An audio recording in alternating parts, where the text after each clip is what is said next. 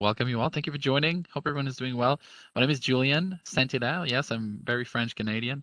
Webex didn't want to write my name today, so I show at InSync staff, so just wanted to make sure you guys know my name. I'm Julian with an E. So I'm the producer for the session today. I'm here basically to help Karen with the session. Karen, did you want me to cover those quick welcome slides? I'll quickly do that. Just want to make Sure. sure everyone is comfortable using technology today.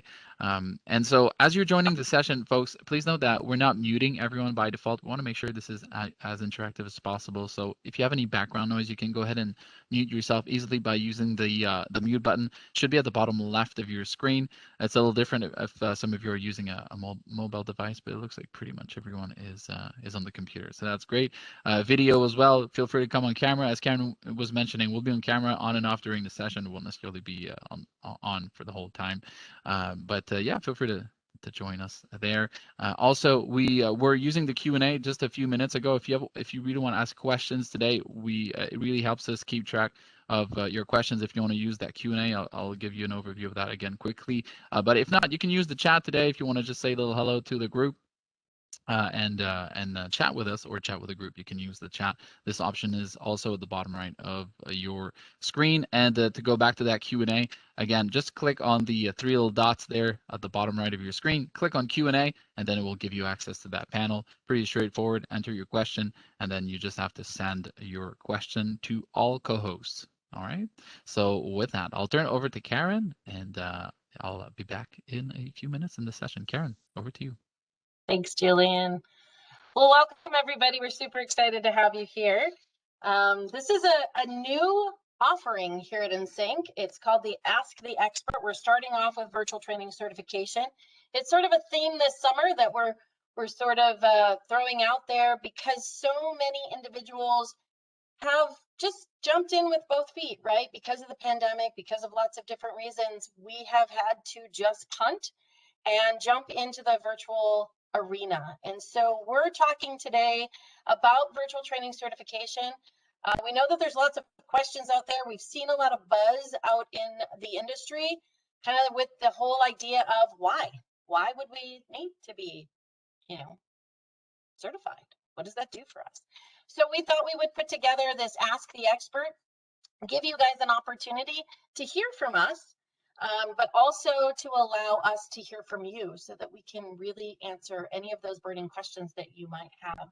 So a little bit about me. My name is Karen Vieth. I'll be your presenter today. I'm the Director of Services here at InSync Training.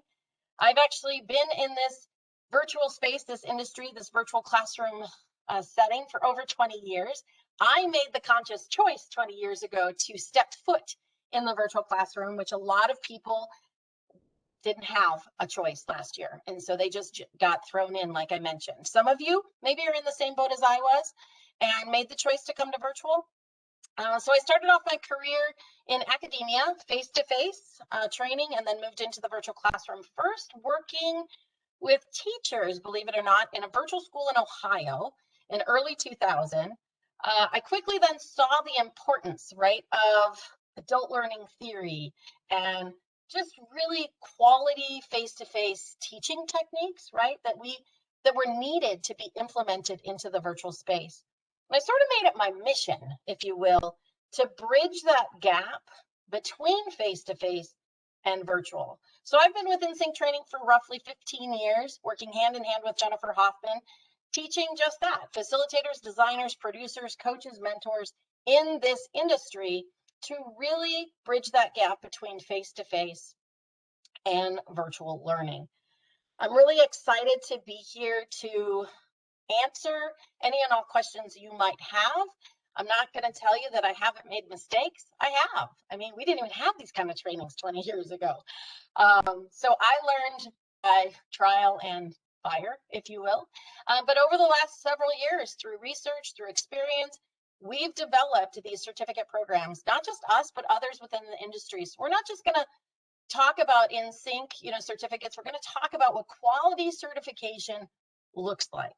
So real quickly, just to kind of give you a brief overview of what InSync has to offer, we, as a global team of over 140 industry experts, we work with all training departments, right? L&D departments to really help mold the mindset, the skill set, the toolkit, so that facilitators, designers, producers can be successful in this environment.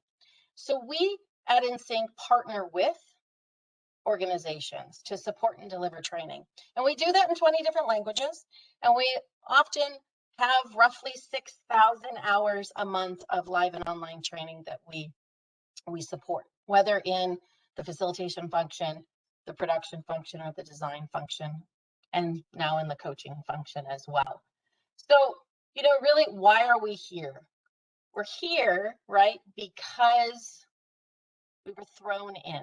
We're here because many of us started out last year thinking, I'm just going to continue to do things the way I've done things. And in March, the whole world turned upside down, right? The workplace, the workforce, it started to change so fast, we couldn't even keep track of it, right? But it's continuing to change at a rapid pace today. Again, last March 2020, learning and development teams rushed to move the face-to-face content to those virtual platforms like Zoom, WebEx, MS Teams, Adobe Connect, Google Meet, BlueJeans, you name it, we saw it all. At first, this whole conversion to virtual was just a stopgap. We thought it was going to go away. The focus was getting the content out there, right, temporarily for just a few months, while working at home, catching our breath, figuring it out, and that few months turned into a year. That year has now turned into a year and a half, and we're still here. And as corporations, organizations are contemplating what they're going to do this year, what they're going to do in 2022, are they going to have a hybrid? Are they going to have virtual training only? Are they going to have in-person only? What are they going to do? They're starting to bring workers back into the office. It depends on what state you're in, if you've already gone back to the office or not. Flexibility has become key. The workforce that used to be face-to-face all the time now have choices to make. I don't want to go face-to-face. So there's that virtual component. Organizations, companies, corporations are all considering the role that virtual classrooms will play in their long-term strategy. Now, guys, we couldn't beg people a year ago, right, enough to see the value of virtual training. And here we are today, people begging us to help them see how to make this valuable and more valuable, right? We've had to adapt. We've had to adapt quickly, especially with that shift of face-to-face to virtual, deciding to be on video, right? To be on video, to not be on video. What do? Do I work with, as normal? Do I work differently? This morning I was on a meeting and her daughter came right behind her. It doesn't phase us anymore. Our work is different. Some of us have adapted well. Some of us have not really adapted well. I'm certain you fall into one of those two categories. Through this rapid conversion to virtual, we've had a lot of people saying, how do I know if it's working? And if you're feeling any of these feelings, go to that reaction button and give me a thumbs up. How do I know if what I'm doing is working? How do I know if learner transfer is happening? How do I know if I'm doing it right? How do I know if I even need training? Yeah, there's a bunch of us. We're all in it together, right? And that's why you're here today. So today's agenda is really all about allowing you all the floor to ask those of us who have been in this industry for a really long time, what works? What doesn't work? Why in the world, Karen, should I become certified? Why should I go to my organization and ask for the money? What are the benefits of upskilling and reskilling your employees? What are those internal and external forces behind the need for upskilling? What's driving this force at your organization? It's going to be different at everybody's organization. The external forces might be the same. And then before we leave you and turn it over to you, I want to make sure that I give you something. I want to give you 5 core strategies for creating effective virtual experiences. So this is going to run a little different. I'm going to talk, kind of connect with content and you all for about 25, maybe 30 minutes. And then we're going to flip it over to you guys. Again, why I asked for those questions in the Q&A. If something comes up and you want to pop something in the Q&A, if it doesn't feel right to pop it in the Q&A and you want to pop it in the chat, feel free. Please feel free. What we want to do, though, is make sure that we're answering all of your questions. So let's start out with the benefits.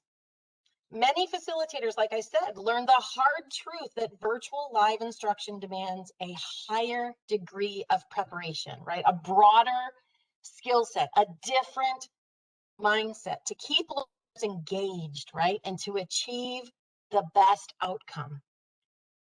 And every single platform that we're in, again, give me those reactions if you agree, require different techniques to take advantage of its capabilities. Whether you're in Zoom and you've got the whiteboard and the breakout groups, or you're in WebEx training or meeting and you have the private chat and the Q&A option, or you're in Google Meet and you have Jamboards with sticky notes. All of the capabilities of all those platforms are so very different. So let me ask you, why is getting additional training optimal for your performance in the virtual classroom, especially now? You've been doing it. Why is it important? You can either raise your hand or pop it in the chat. Why is it important to get training now? What are the benefits? Why are we thinking about reskilling? Why are we thinking about upskilling? Again, raise your hand or pop it in the chat. What are your thoughts? Why now?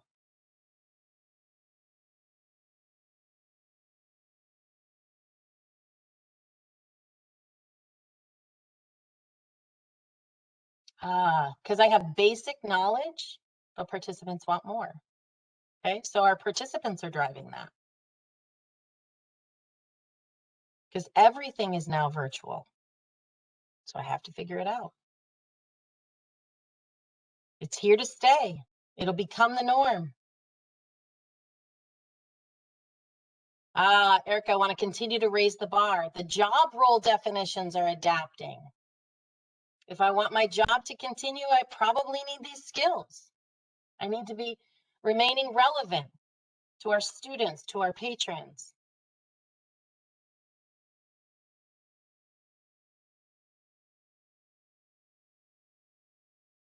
Yeah, just trying to improve. We used to hand out a lot of paper quizzes, hands-on exercises. Those are more difficult to do virtually, but so what can we do, right? So what can reskilling, what can upskilling do? What can certification do? It can help you gain confidence in the things you just mentioned, right? It can help you believe that this works. That instead of paper quizzes, Matt, that we can do surveys through SurveyMonkey. We can go out, poll everywhere. We can take learners inside the virtual classroom and outside the virtual classroom. And that takes a mindset shift. I have to start thinking outside of what I know and jump into the possibilities, what could be, right? So through reskilling, through upskilling, you're going to gather new skills. You're going to gather a new mindset. You're going to improve the skills that you already have, that you already possess. You're going to reflect upon the year of 2020. I won't say what I really mean, but we're going to reflect upon that year. We're going to reflect upon the training. We're going to reflect what worked, what didn't work. And you're going to bring that to the certification. You're going to learn those best practices. You're going to learn from those of us who have been doing this for 20 years. Those of us who have made the mistakes prior to you having to. And you're going to start to engage in new technology. I'm going to tell you that prior to 2020, I knew a lot of platforms, but I know a million platforms now. Not just WebEx, Adobe, BlueJeans, Google. I don't even just mean those. I mean all these other technologies that help enhance our designs and our deliveries. Things like Poll Everywhere, Bcast, Twiddler, Mira, all of those different tools that are out there that, if designed appropriately, can help us take our classes our sessions to the next level, which will then help our learners, right, be more engaged. Erica will help us raise the bar to meet the needs of Anisha, our patrons, and our students, right? So what are some of the driving forces? What are some of the driving forces, both internally and externally? And for this, I really do want to do I want you guys just to write on the whiteboard. So if you have the ability, go ahead and click on the annotation tool. It looks to the left like a little squiggle mark, like you've just drawn on something. And just go ahead and click on the text tool and then click under forces, either on the left-hand side for internal forces and on the right-hand side for external forces. And basically what I want us to do is, now that we've discussed the need for it, right, we know that there's a benefit. We need to start thinking about how we're going to convince the powers that be to pay for those certificates, right? Because there's a lot of people out there that's a big question. How do I get my organization to see value in these virtual certificates? We need to show them the ROI of getting trained. So we have to think about what are the internal and external forces that are driving the need for upskilling and reskilling. Thank you to whomever put that in there. Go ahead and grab your text tool and just pop up what comes to mind for internal forces on the left, external forces on the right. And I've also added the instructions on how to use that text tool in the chat. If some of you are not sure where it is, again, that little squiggle line on the left side of your screen, then click on your toolbar. Text tool is the capital T letter in there. And if you type over somebody, we can move that, so please don't worry.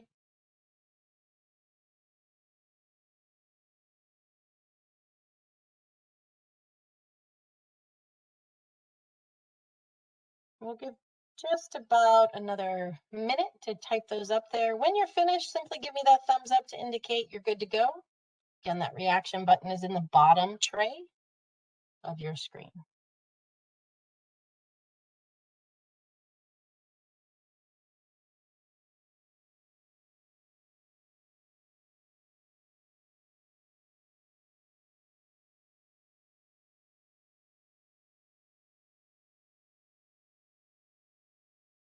All right, thanks for those thumbs up. Again, if you typed over, no worries. Julian and I can do some magic here. All right, so let's take a look at these. So the internal forces that we're seeing that are driving the need for upskilling are upper management support and buy-in. So whoever wrote that, come off of mute if you will, and just tell me, how can we help management see the need for certification? What do you think? If that's yours, come off of mute and tell us how we can maybe talk to management about that. If you'd rather type it in the chat, you can do that as well. Oop, go ahead. No, this is Deborah. I'm the one that put that into the chat. Thanks. Welcome, everyone. Hello, everybody. The challenge in getting that information to management, it's all about the ROI. How does it benefit the company overall, or that particular department, or the goals of that particular team's objectives? So it's being able to quantify and provide the metrics, the measurements of these skills are important, and this is why. Because training, development across the board is constantly needed to support growth and enhancement in any business or job opportunity. However, it is the least understood and the toughest to get full buy-in on any team. Especially today, because they look at us and they say, well, you were trained in face-to-face training. Why can't you just do this? Why can't you just, right? Why can't you just put it in Zoom? Why can't you just do this?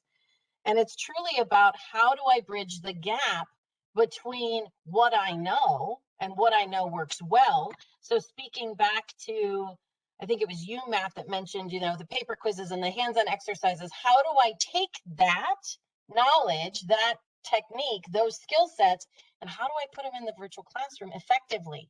Because it's not the same. And so just as we were trained to be face-to-face, or maybe we weren't trained, maybe it was trial by error, but it was, you had so much experience. You bring that experience and you again need to put that into place. We just don't have the time. So for that internal force, the upper management, the ROI might be taking a look at the data sheet from whatever organization you're looking at for certification, and you look to see what's the ROI that they're offering.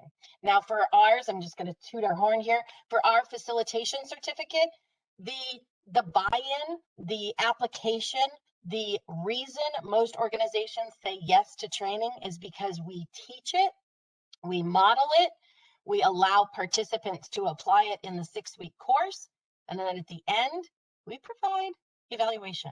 We provide feedback, not just to the participant, but we'll give that to the management team if needed. So if an organization purchases a facilitation certificate for their entire team, they get the evaluations for each of their individual facilitators. What does that do? That provides things. Hey, you know what, George at X, Y, and Z company, your facilitators are doing these 5 things amazing, and they still need to maybe work on these 3 things. And here are some of my suggestions. So they're getting more than just point and click training, right? The other piece that's up here is budget.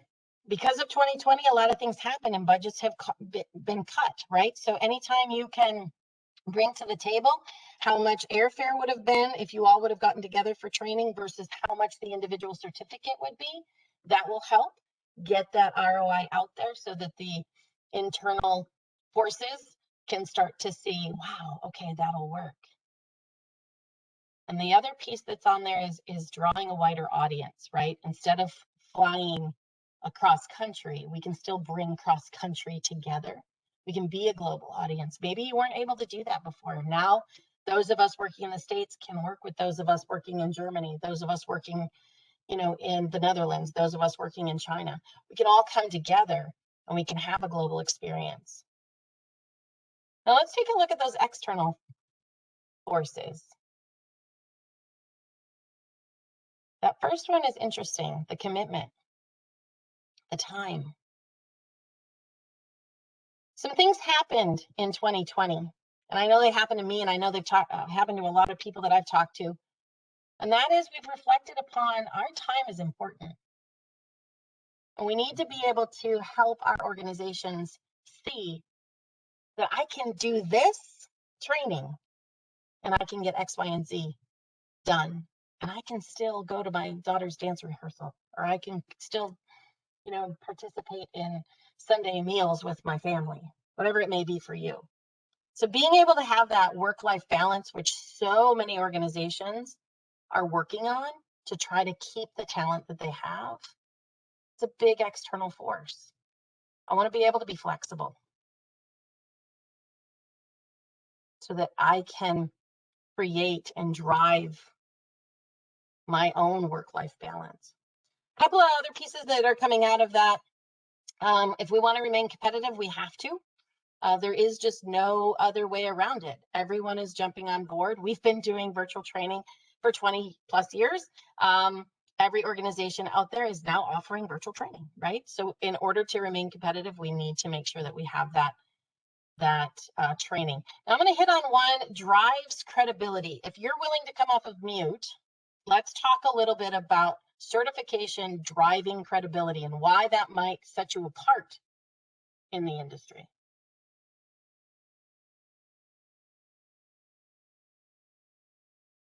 If you're wondering how to unmute, you just hover over your red mute button, click on it, and you will unmute.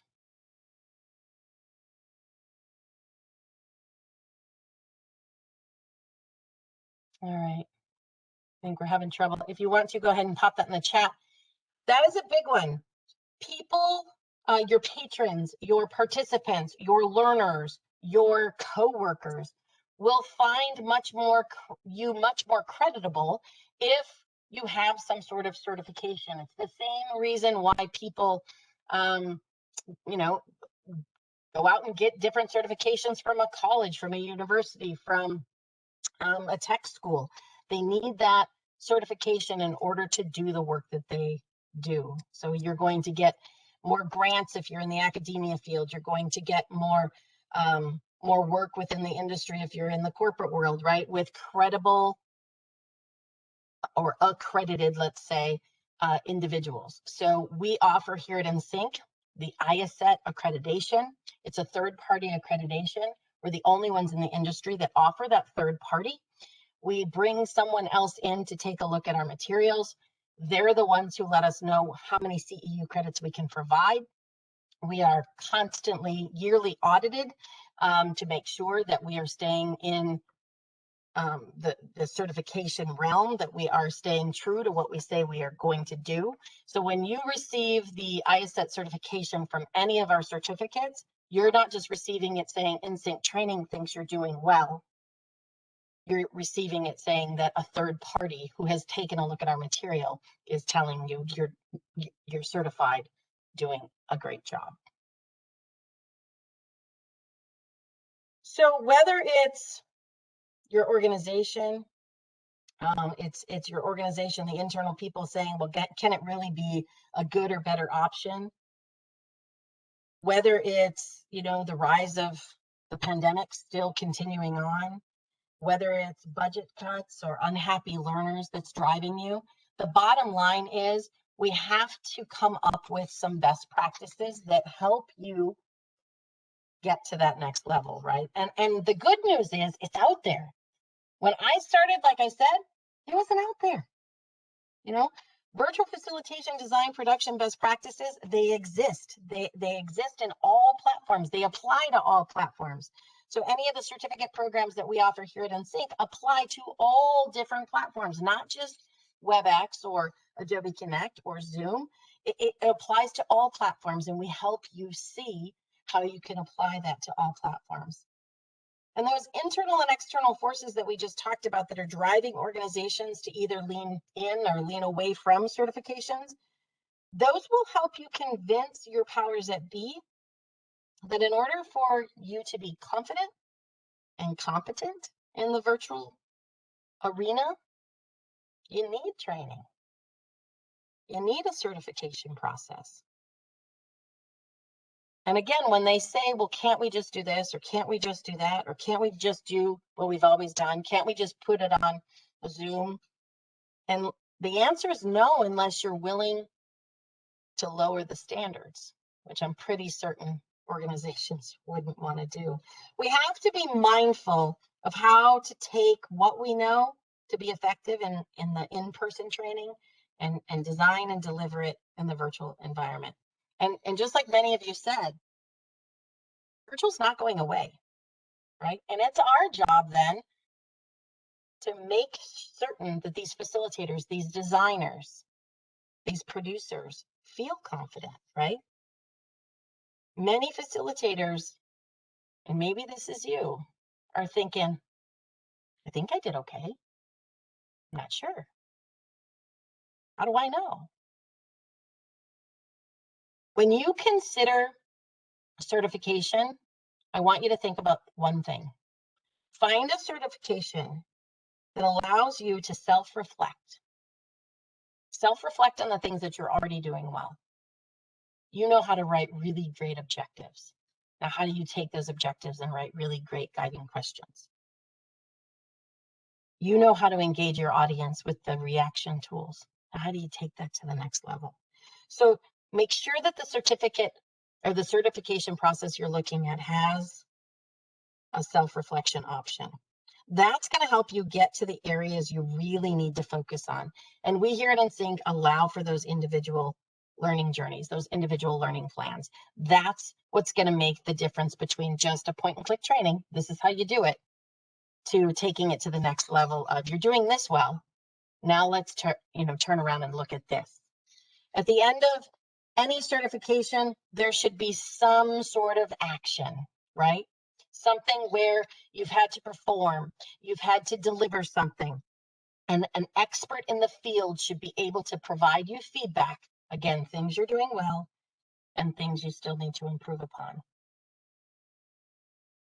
Now with that, I want to make sure that we give you something today, and that is the 5 core strategies that we believe will help you be successful in creating effective experiences.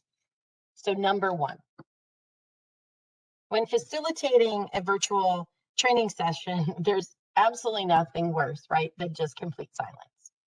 Thumbs up if you've ever been in that situation over the course of the last year. You throw out a question, nobody answers.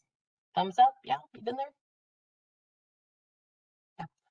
So typically what we do is we just start talking, right? We throw out the question, we start talking the answer, and then what happens?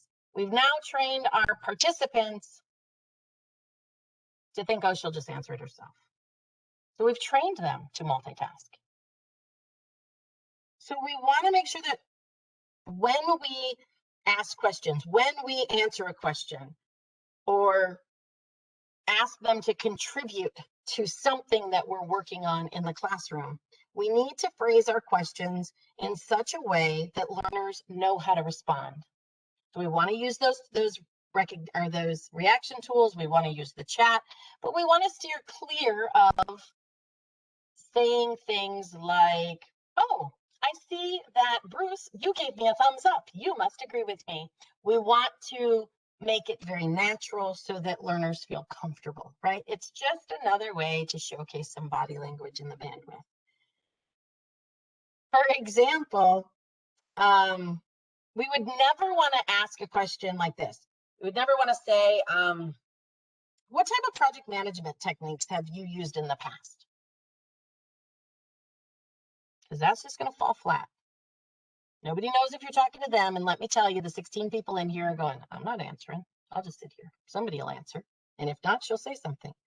So instead, flip it, right? If you've managed a project in the past, give me a thumbs up.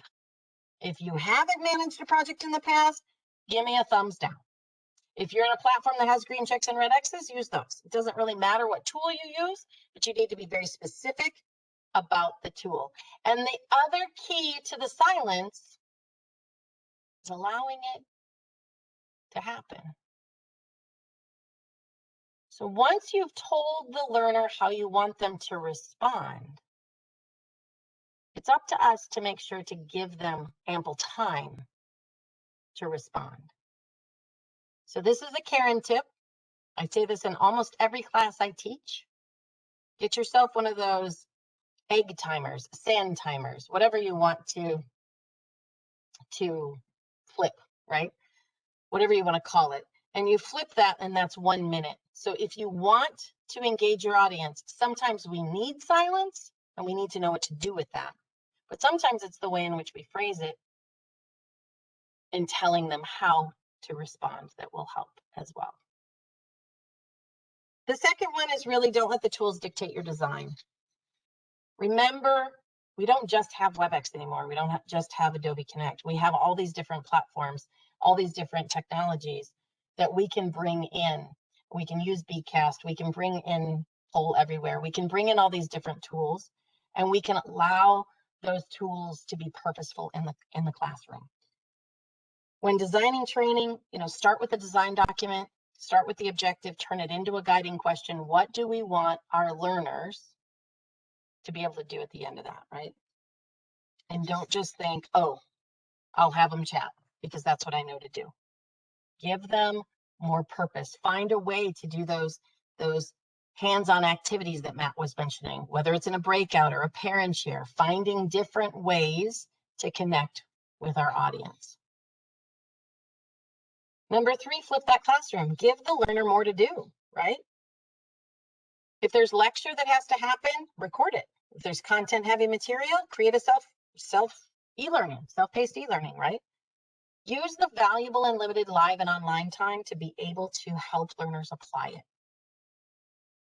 And map those objectives to the appropriate learning technologies using a modern approach of Bloom's taxonomy, really making sure that we're connecting to the audience, not just pushing content, not just pushing slides, right? The fourth one, use a producer. And use that producer for way more than just tech support. Julian is here today assisting behind the scenes, but he also brings a wealth of knowledge. And when we come to the Q&A section, which is next, he'll be able to answer some of those questions around production and facilitation as much as I will. Utilize your producers for so much more than just tech production. And last but not least, make sure that those activities are happening every 3 to 5 minutes.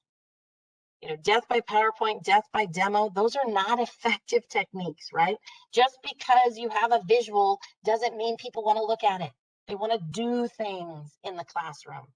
Don't just have more slides to look at, have more activities built into your sessions. When we teach any type of application within the virtual classroom, we need to design activities that encourage interaction, collaboration, and hands-on experience that allow every learner to practice and master those skills, whatever the skills may be. So with that, we've given you a lot to think about. We wanted to make sure that we gave you something to chew on in terms of benefits of reskilling and upskilling, benefits of identifying the forces of internal as well as external that'll help you lead your organizations to making a decision to certify or not. And we wanted to leave you with some core strategies to help you continue this transition. Of course, we would love to have you certify with us. We'll talk about how you can do that. But again, what we really want to make sure is that we're answering your questions about certification in the industry, not just necessarily with us. So the 3 questions that are up there, those 3 questions kind of commonly came in from LinkedIn. We put this out there. We asked individuals, some questions, and these 3 were kind of some common questions that are out there. We got a lot of hits on these. How much does certification cost? And where do you go to get enrolled? Well, we're going to put insynctraining.com the link in the chat so that you can at least go out and look at ours.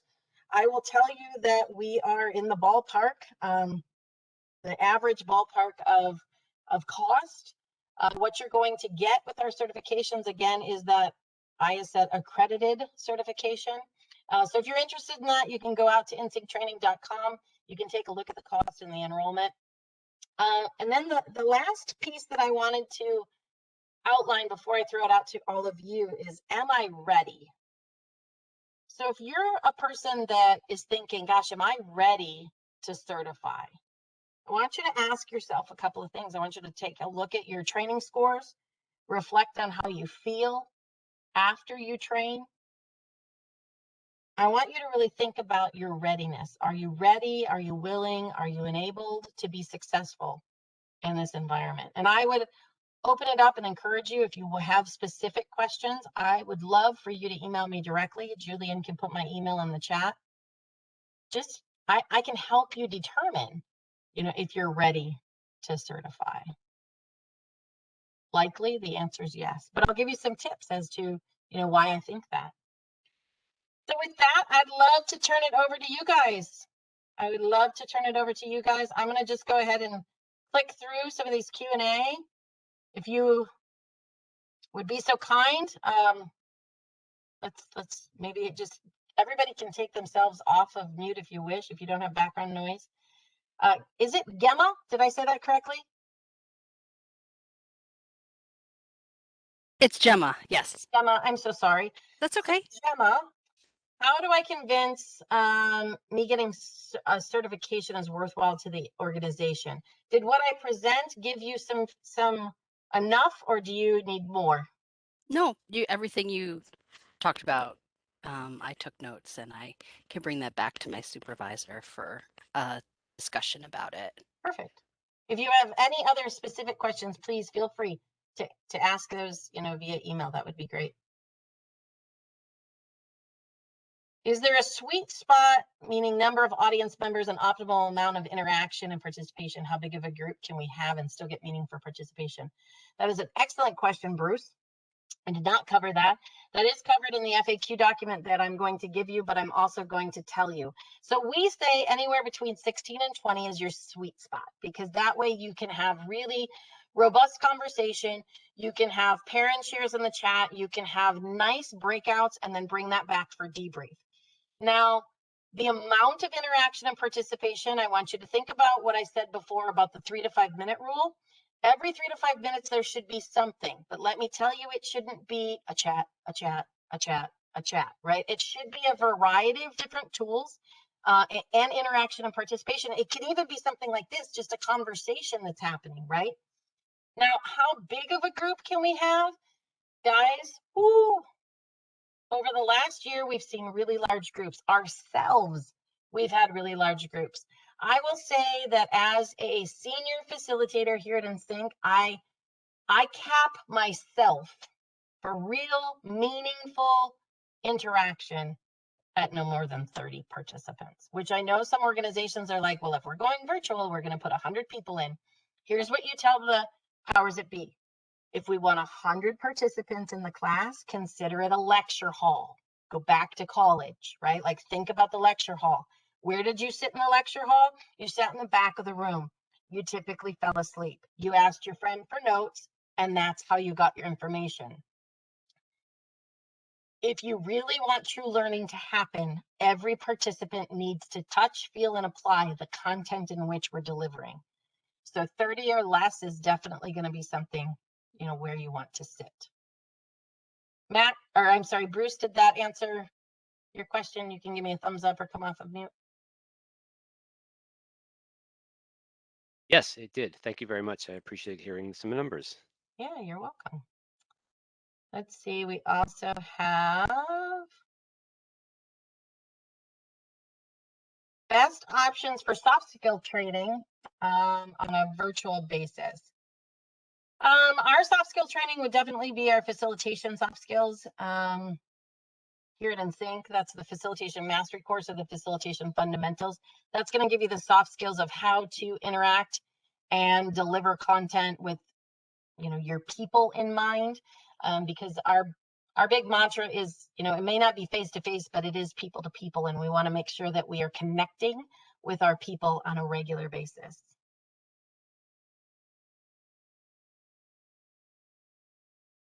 All right, I'm still looking.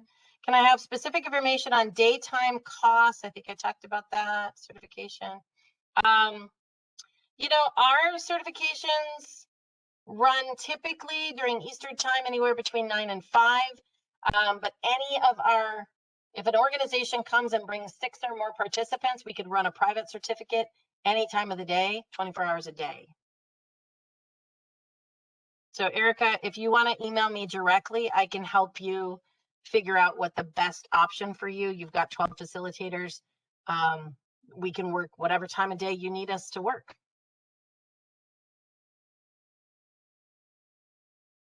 Work out.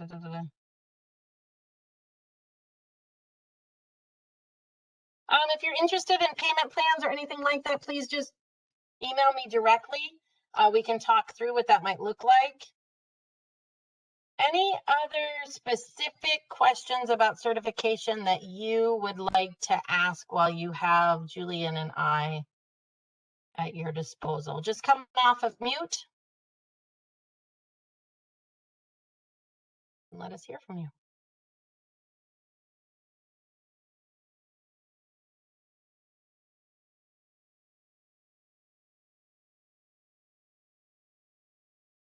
All right, well, you have my email. I do want to let you know the gifts that we're giving you.